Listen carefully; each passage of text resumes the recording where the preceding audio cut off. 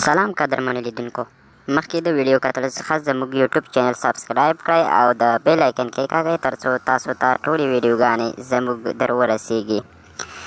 لکه څنګه چې خبر یاست، پرون افغان کرکټ بورډ د محمد شهزاد محمدي هغه بندیز چې د 1 کال لپاره پرې لګېدلی و لرې کړی دی او نوموړي ته یې باقي بندیز بخښلی دی.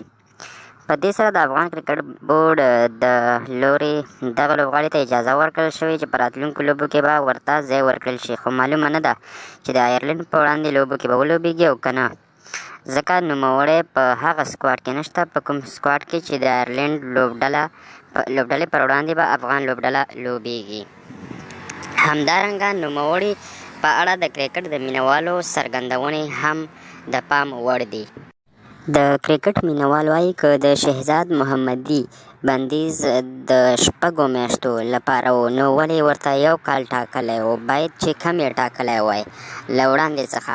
په دې سره به د قانون پلي کېدل هم سرته رسېدلي او په کرکټ بورډ به هم ګوته نه نیول کېده.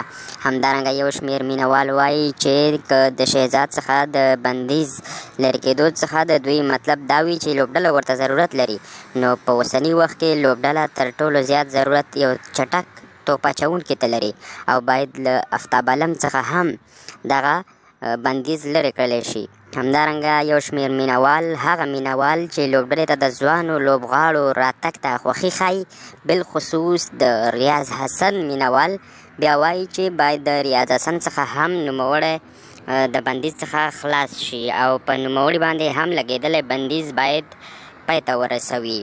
همدارنګه د دې ځوابونو په اړه د افغانستان کرکټ بورډ رئیس څه ځواب لري؟ آیا هغه یو مثبت ځواب لري، منفي ځواب لري؟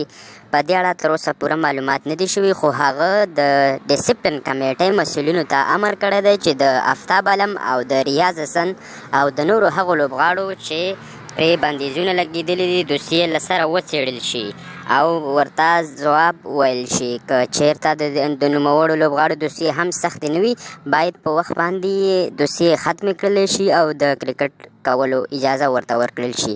تاسې د افغانستان د کرکټ بورډ د رئیس دا پرېکړه څنګه ارزوئ؟